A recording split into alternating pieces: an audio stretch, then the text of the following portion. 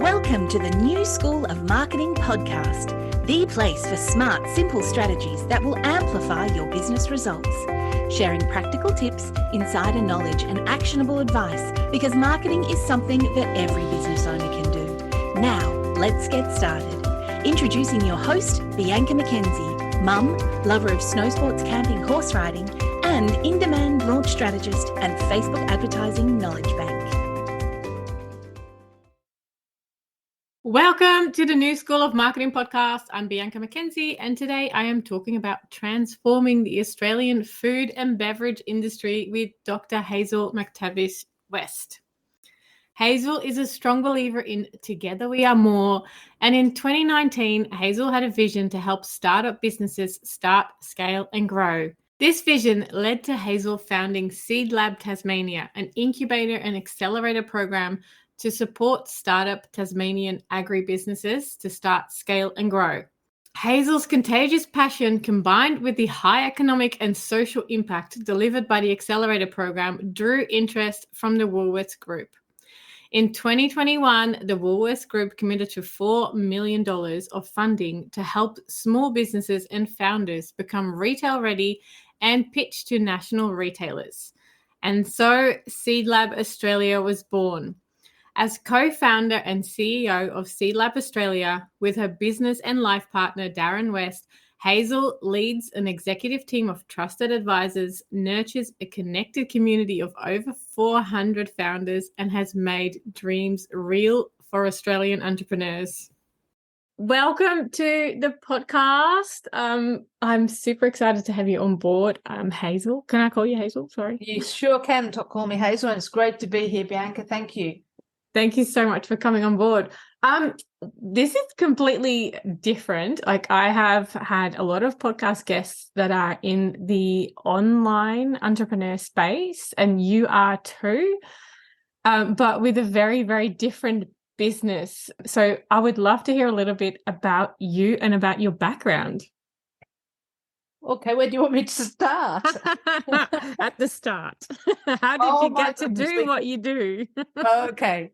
Well, what I do now is that I run an international incubator program for producers of food and drink and other consumer products.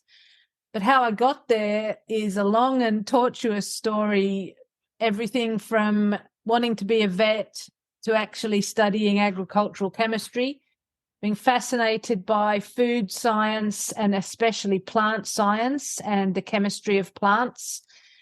And I spent a lot of my career understanding how plants do the amazing things they do, everything from fielding off herbivores to attracting pollinators using their chemistry. And with a passion for product and food development behind that, I've sort of evolved into becoming a food scientist and a food technologist who develops new products. And now I help businesses and people who do that. That's a very, very short version of a very long career. Yes, by the sounds of it. I love it. I actually just watched one of your videos. I've watched a few of them, but one of the videos on Seedlab Tasmania. And in that you tell a little bit of the story, but I would love to hear it here as well. So how did Seedlab come about? Well, Seedlab came about because I had been, as I said, developing products for everything from broccoli producers to gin makers. And as a consultant out there on the national and also in the UK, so international stage, I suppose, people would find me and ask me if they could help them to get the shelf life longer on their products, or how to get their labeling correct, or how to scale up production, or what to do with this huge amount of something that they managed to grow. And they were a lot of them were reinventing the wheel themselves every time, from finding packaging suppliers to understanding food science. So when I was lucky enough to have a Churchill Fellowship in 2018 and travel around Europe looking at food factories and really taking a strategic focus instead of a very much focus, looking for solutions for a specific client, I actually really enjoyed taking that helicopter view and looking at the bigger picture. And so when I came back and once I'd recovered, because it was huge. Yes, it sounds like it. It was. I thought, well, what's the next big thing I can do? And so I started putting together a program that would bring together all the nuts and bolts and the experts and the support that businesses producing products need. And that evolved to become Seedlab Tasmania, which then evolved to become Seedlab Australia.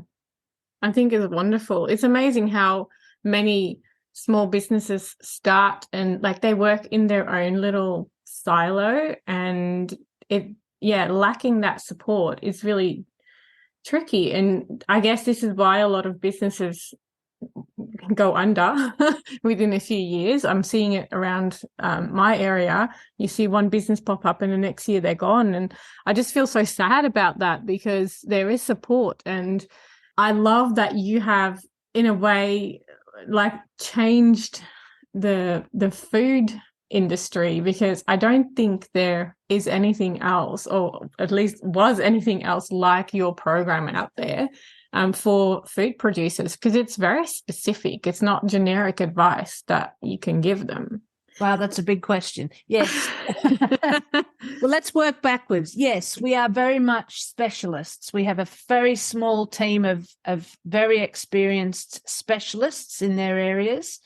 And that's something that I, as a founder myself, setting out both my consultancy business and I suppose Seedlab, have benefited from, is realizing you cannot be all things to all people. Mm-hmm. So by focusing and becoming very good at what you do and specializing, it does enable you to stand out from the rest and to really carve a name for yourself.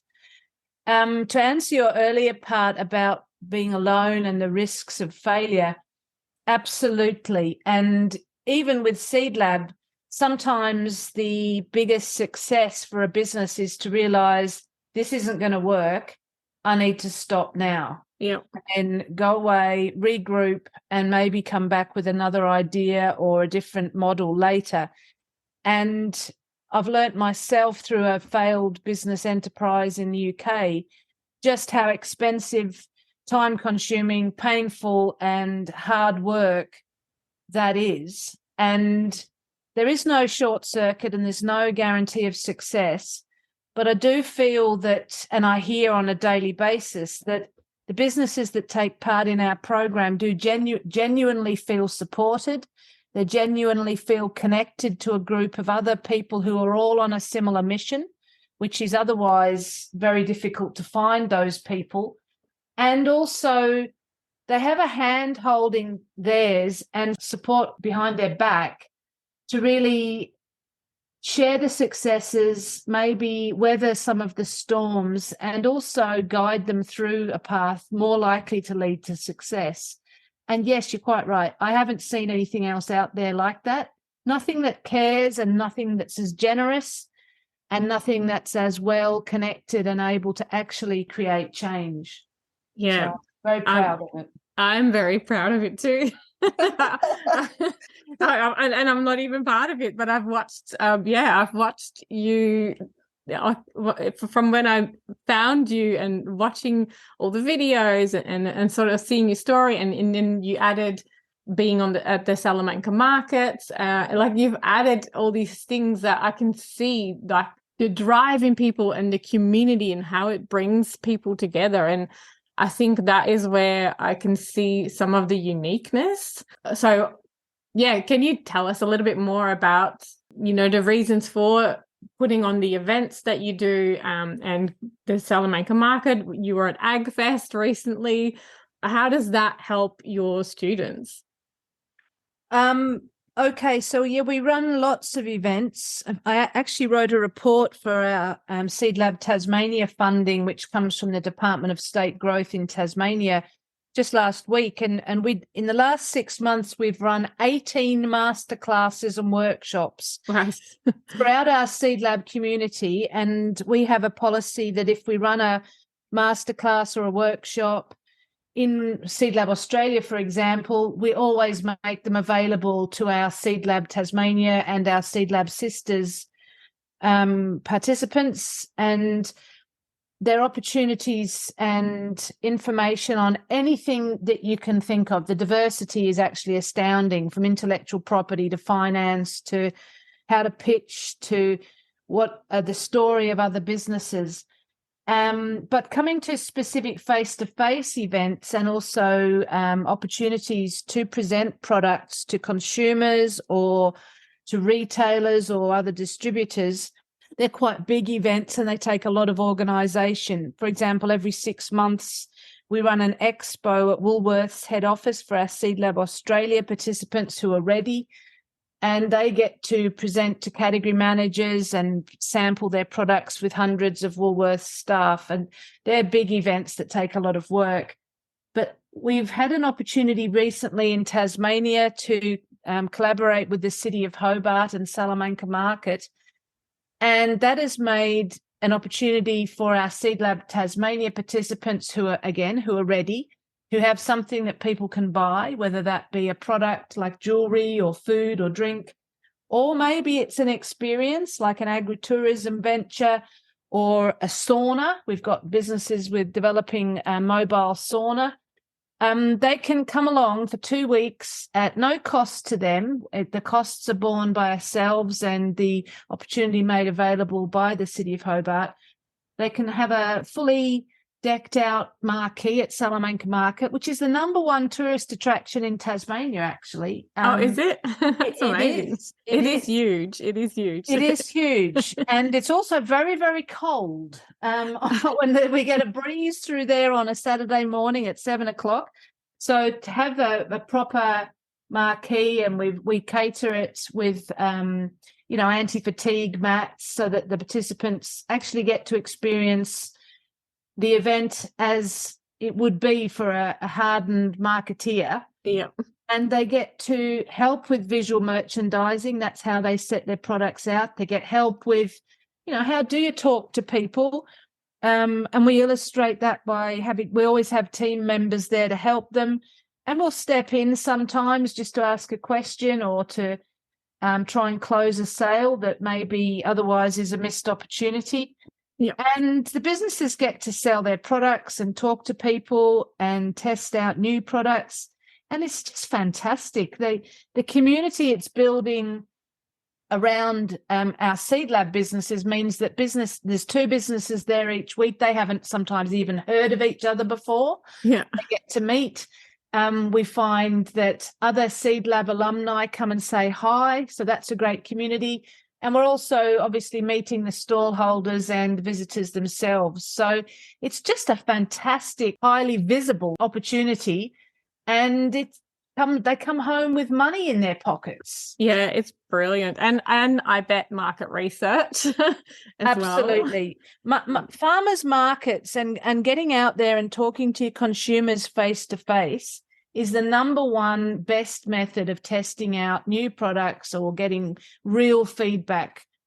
People will stand there and say, oh, yeah, that's lovely. And then they walk away and you think, yeah, okay, so it's not obviously that lovely. Yeah. But what it's a lot better than is some of the businesses saying, Mum, do you like this? And mums love everything. So they say, oh, it's wonderful, dear. Yes, you'll make loads of money doing that. Yeah. It's actually real feedback. So, yes. Yeah. Oh, I would totally agree with that. And seeing people's expressions, seeing people's faces, really sort of, getting that feedback. And obviously, money in their pocket is really good as well. And it is such a busy market. Well, at least we were there a few weeks ago and it was super busy. The weather was great, thankfully, that time. And it is really good to, I guess, having that networking, meeting the other stall holders, because word of mouth I have found is a really big thing still in Tasmania. Yeah. And it travels. People tell other people about things, and having those connections, I think, are invaluable. So you touched on it a little bit earlier. You are, in a way, supported by Woolworths. Would you mind sharing a little bit about how this collaboration came to be, and any tips for anyone who in a way dreams of attracting kind of like support like that, or even having the big guys as you would see really noticing your business? So just to clarify, if anyone's listening, because I have sort of mixed up the two programs, we have Seedlab Tasmania, which is currently fully supported by the Department of State Growth in Tassie. Yeah. And that's for producers of all sorts of consumer products, everything from jewelry to books to food and drink, alcoholic beverages, whatever it is that somebody can tangibly buy. Yeah. Seedlab Australia is a newer program that's about 18 months old now, and that is fully supported by Woolworths. And that's specifically for producers of better for you food and drink products and personal and home care products, sustainably produced. So it's very specific in its criteria, and its focus is very different. It might be around, it's more around getting into Woolworths or building your business so you could supply a national retailer, whereas Seedlab Tasmania is around any stage of business, whether you want to be a lifestyle business or you want to build a business to sell and or supply Woolworths. So there's just so that's clear. That's a good, Thanks for clarifying that, because I didn't really know that either. No, I know. And we do talk about Woolworths a lot because they have been a very strategic and important partner for Seedlab since the very beginning. In fact, arguably Seedlab wouldn't exist at all if it wasn't for them. Seedlab, in the beginning, when I'd come back from my Churchill and spent some time with my whiteboard drawing out what this program I thought needed to look like, and I'd never run an incubator before. I didn't even know really what an incubator was. And once it was explained to me, I kind of realised, that's exactly what I was planning on doing anyway. So that's kind of lucky. It had a name. Yes, there's a name for it. I had been presenting products to Woolworths, particularly vegetable value-added products, for a number of years. And as a consultant, it's really important to be visible and to be at events like for the vegetable industry, the Horticulture Innovation Australia conferences or AusVeg conferences or other vegetable events around the country. And I had built a relationship with the fresh produce team at Woolworths, and that went all the way up to very senior levels because of who those people were and the promotions that had happened. So there was already a sort of a first name basis with decision makers in Woolworths. And I think what that illustrates is that people give business to people. Yeah. If you're applying for a grant or you're trying to sell a product, it's about making a connection with people first. And that's something that you can do via social media through storytelling and pictures, videos and things. But I never set out to build a relationship with Woolworths specifically to get funding for Seedlab. It was because I had a very good working relationship, and they knew that when I said I was going to do something, I did it. Yeah. And also that I was able to communicate what I was doing at a strategic level. And my Churchill Fellowship, which was around the vegetable industry, had been very highly documented by myself and shared nationally. And I had also done a number of projects with Horticulture Innovation that had engagement with Woolworths. So there's a big track record there that they felt they knew who I was, they knew what I did. Yeah. And so when I approached them and said, I'm looking to secure this much funding to match with some federal government funding to put this incubator program together to do X, Y, and Z, and I'm going to do this and this and this and this and this in Tasmania. And I'd already focused it on a group of people, because initially Seedlab Tasmania was just for food and drink products, and it was around being export ready. And it was about value adding. So they were all areas that I already had a track record in and lots of connections and experience. So when I said, look, this is the amount of money I'm trying to raise, I'm going to put in a quarter of the money myself from our company. I'm looking for a quarter of the money from you, Mr. Woolworths, Mrs. Woolworths. It was really very small amount of money. And because of the history and various other things, they felt that they were able to actually offer the 100% of the money that I was asking for, which was like, oh, okay. I wasn't expecting that. And that made the whole thing bigger, because I still put in my equivalent of the same amount of money for what we was going to be 25%, which was now 100 and I can't do the maths, 30% or whatever.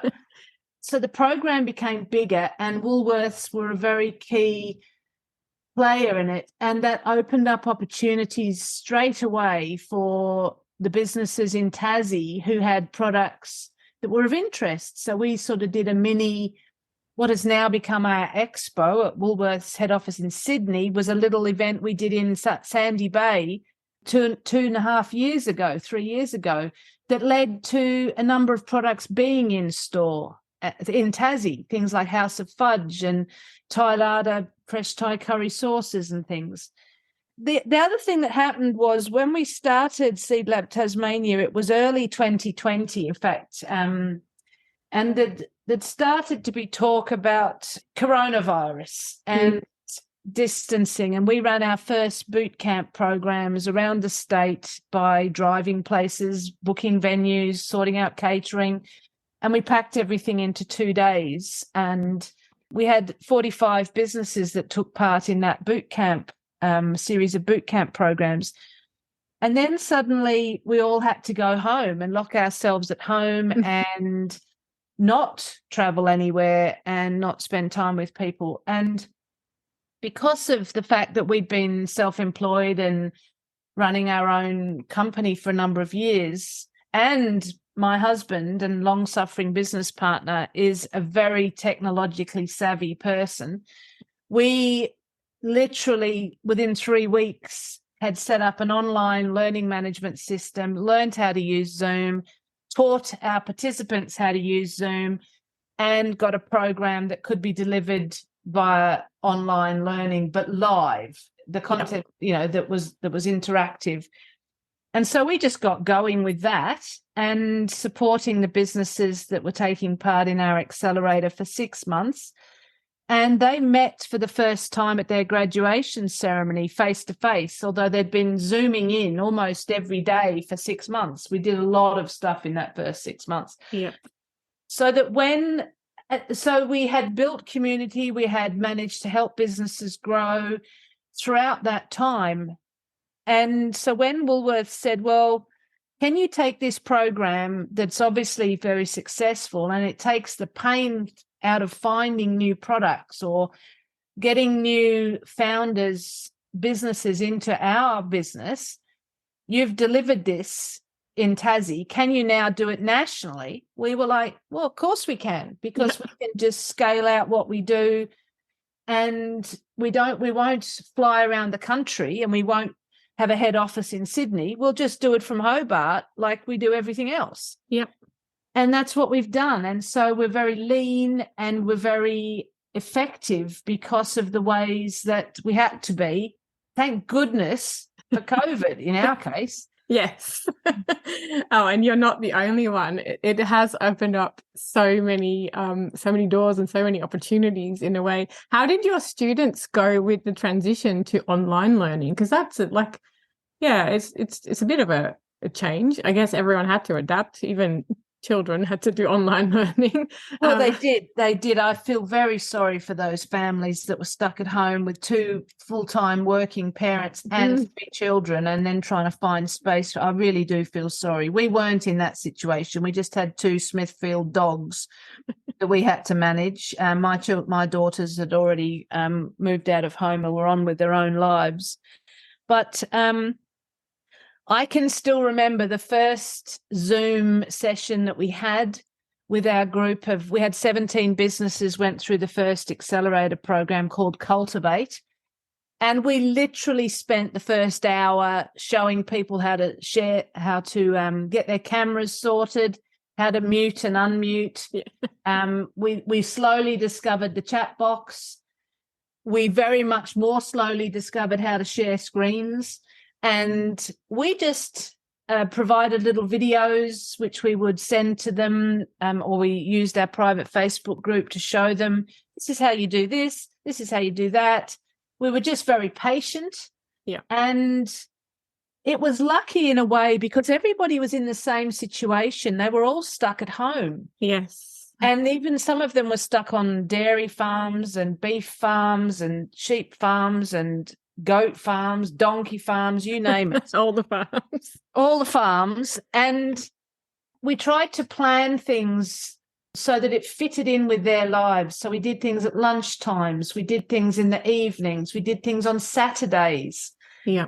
And it was really a lot easier than when we all went back to work. And now they've got their day job, their evening job, their farming job, and they're trying to build this other business on the side and then fit in Seedlab. It's actually a bit more difficult now to get people to focus on online learning when there's a bit of an urge to want to all be together in a room again. Yeah. And we're a bit reluctant to do that very often because the view people have is, oh, no, I'd much rather be in a room for a workshop. But the reality is when you have to get up 3 hours earlier and drive for 2.5 hours to get there, Yeah. and then get home and manage the family, it is a barrier. And it's just trying to make the online learning and engagement process fun and effective. And you don't always deliver everything for everyone. There's always the people who don't quite get what you're doing. But I find their voices are a minority, and the vast majority of people, 95% of them, get it. And they go along with the program and they see the impact it has for their business and then how they're thinking. So I feel reassured that whilst it doesn't suit everybody, it suits the majority of people, and that's all we can ever hope to be. We can't be all things to all people after all. Yeah, I totally agree. And this way, it has opened it up to like the whole of Australia. It's not just, people around the Hobart area that, or Tasmania. Tasmania is pretty small.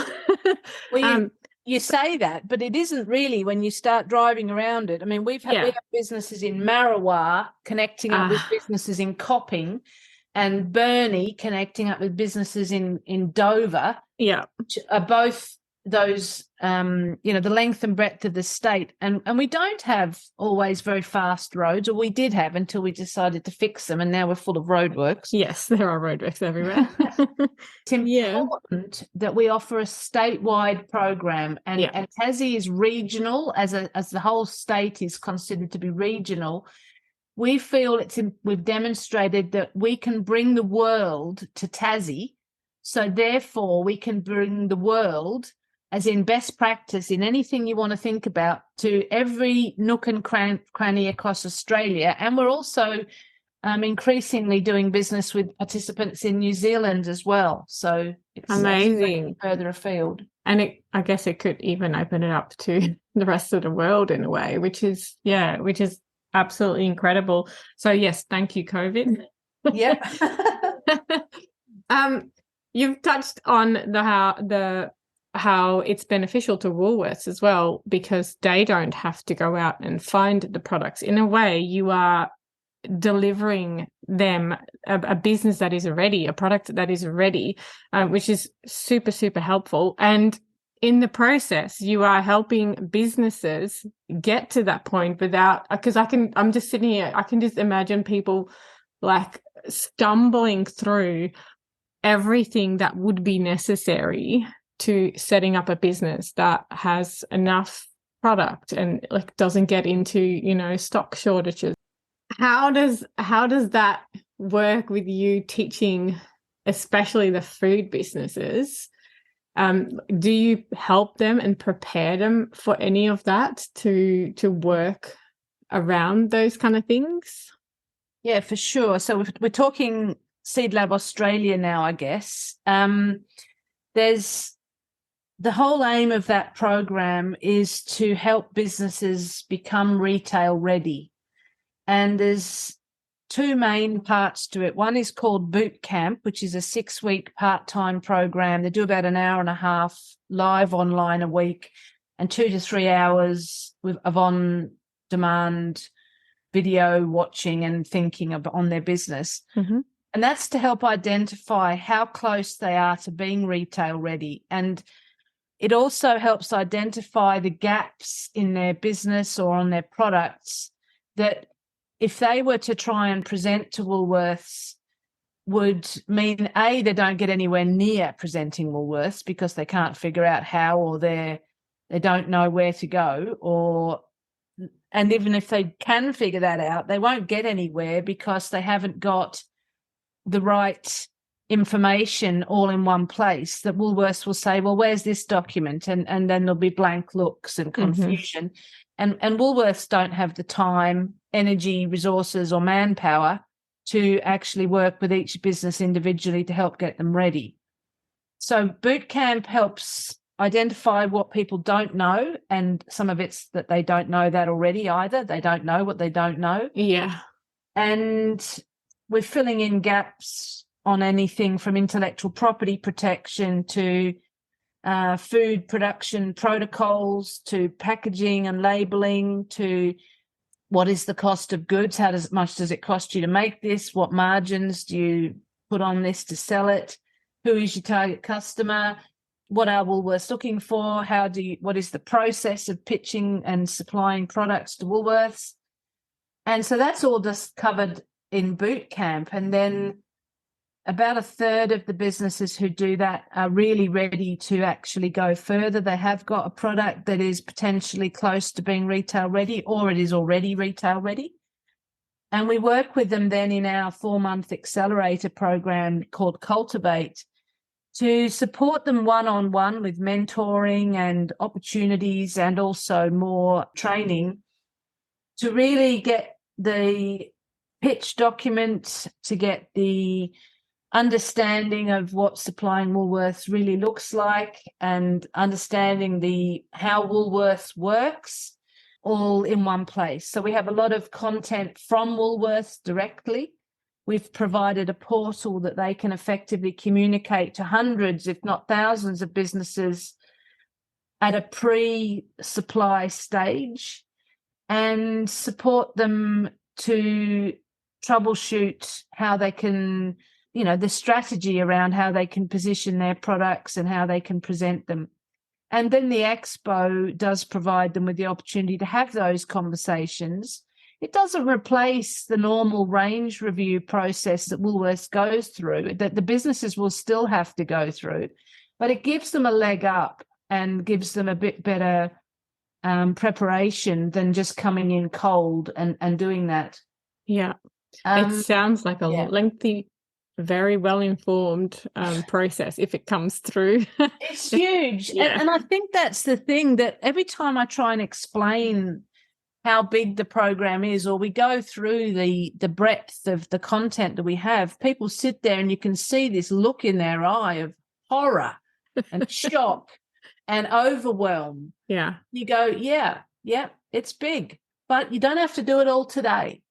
It's here for you. They don't lose access to the academy when they finish the program. They keep access to that, and they keep being invited to our events, and by the way, I think the thing I need to stress is that all of these programs are 100% free for the participants to take part in. And that's something I vehemently fight for, because that's what we got the funding to cover.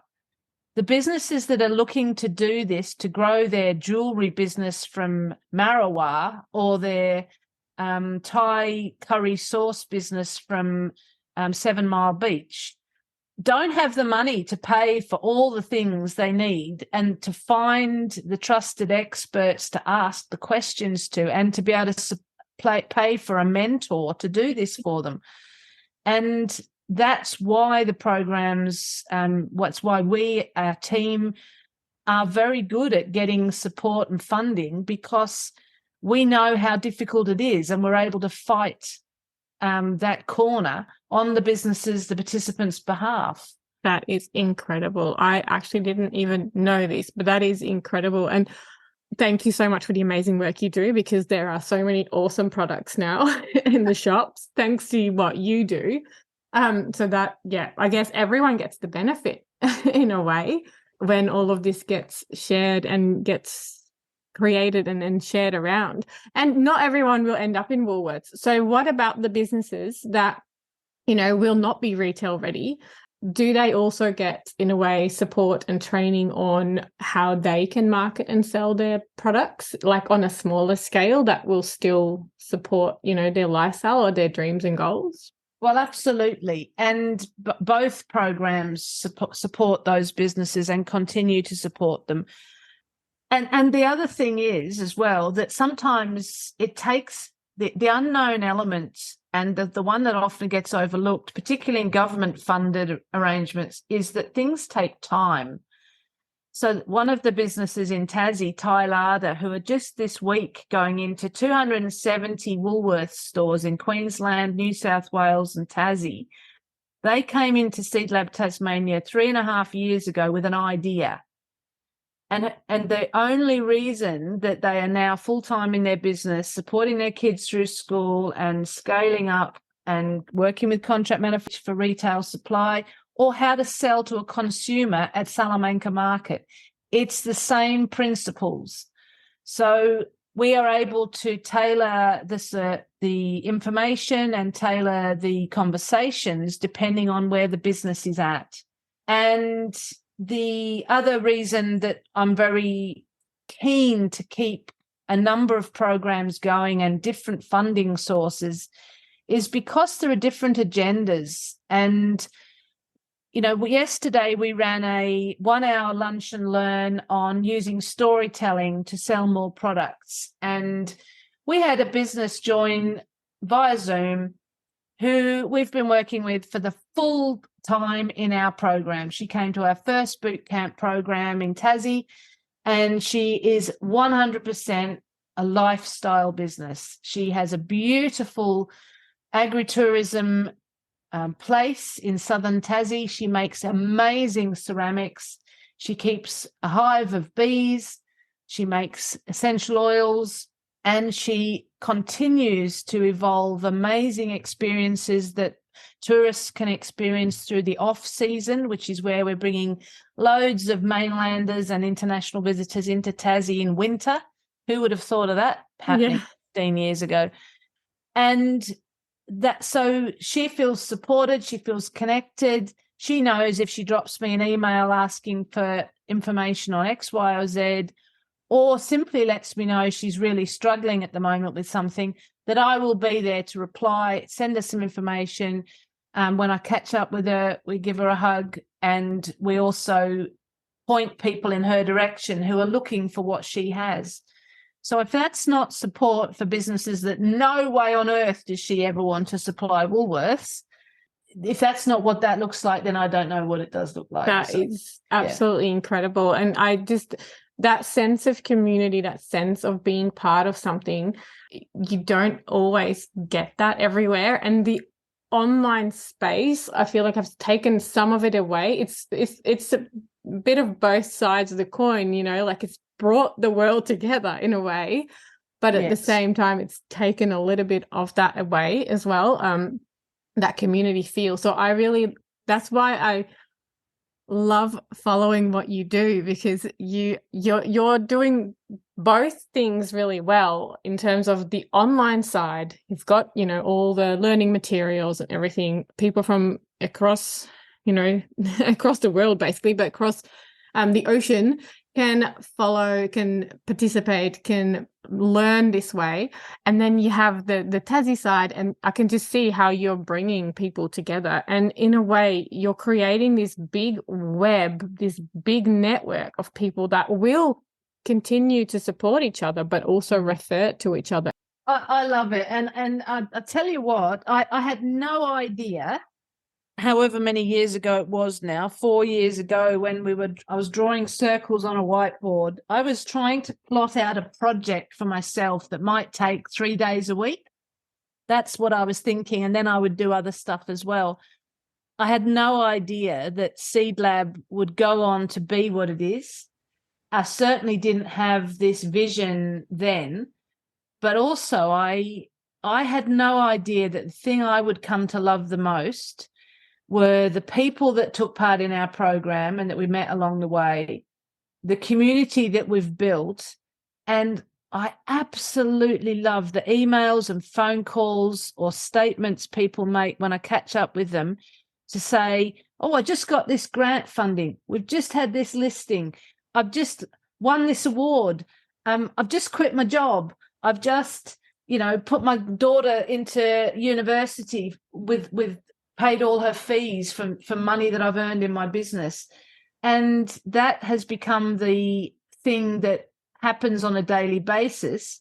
And every time I just think, I am so lucky to be connected to this group of vibrant, energetic people who are just out there doing things. And yeah, I had no idea that was ever going to become a thing. Isn't that a great lesson for everyone, though, that, start and you don't always know where you're going to end up, but enjoy the journey. And yeah, I share that feeling with you when you hear back from people that, like, it might not feel like a big thing that you've done, but you've made a big difference in someone's life. And that's just, I don't know, that's what I live for as well. Yeah.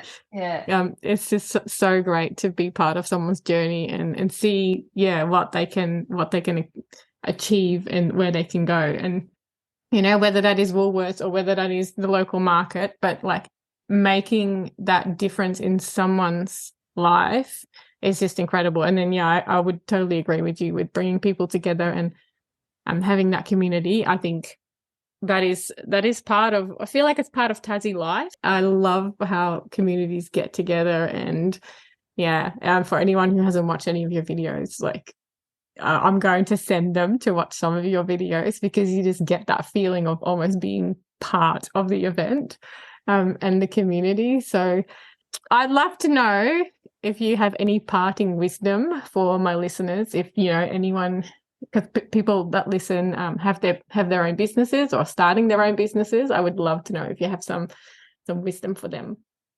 Wow, that's another big question. It is a very big question.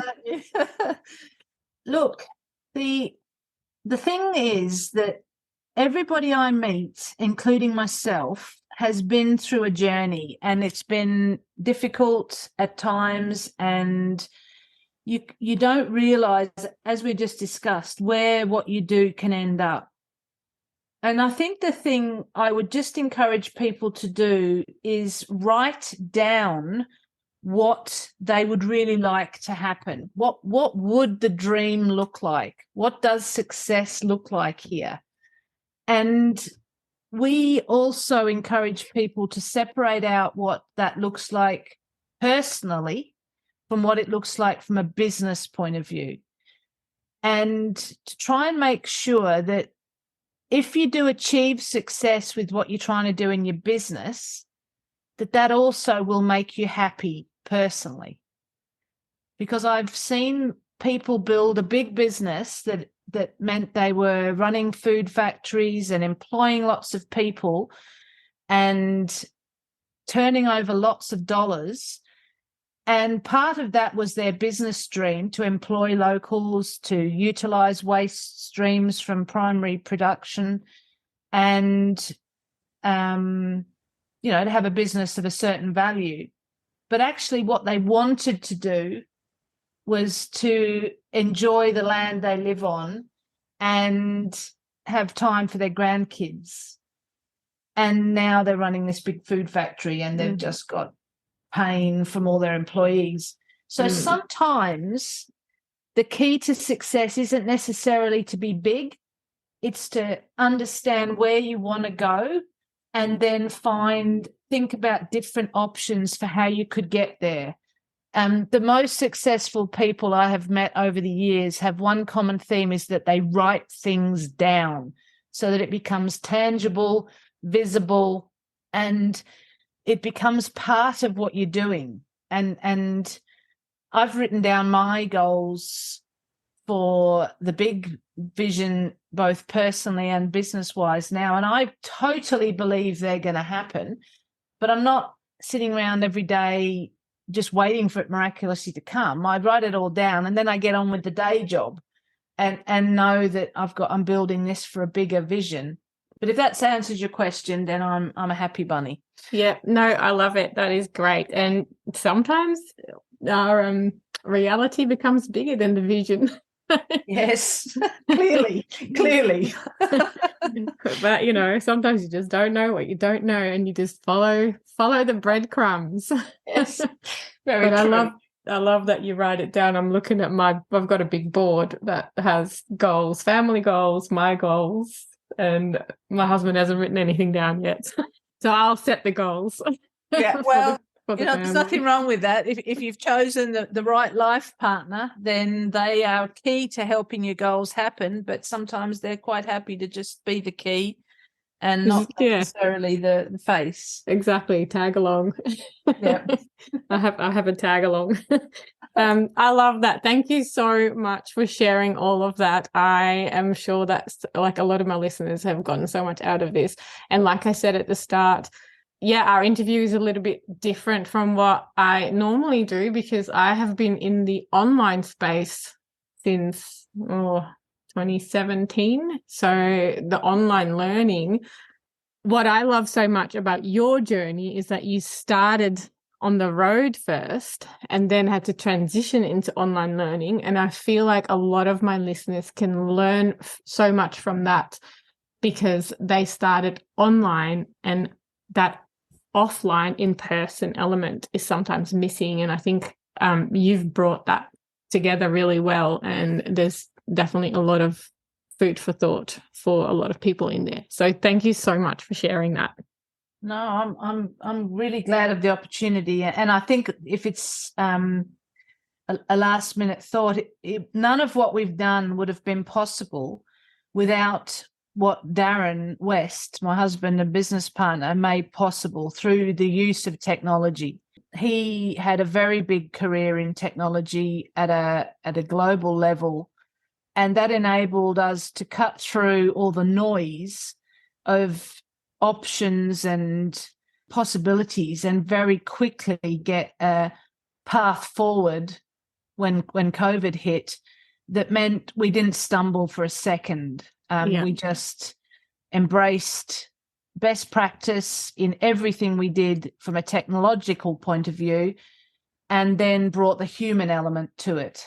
Because I don't take myself too seriously, and I think that has been a secret of making Zoom rooms work, that you can build humor and self-deprecating comments to it that just make everyone feel comfortable. But also, we don't have a situation ever where the technology, well, very rarely when the technology doesn't work. I mean, even the Bass Strait link being down for a day didn't fox us because we had a team member on the mainland and she very quickly just registered for Zoom and then hosted the meeting and off we went as if nothing had happened. Amazing. But it's understanding technology and using it as a tool and an enabler instead of making it a barrier is really important to our success, I think. And just encouraging people to embrace technology. Just get your lighting right. Just get your microphone working.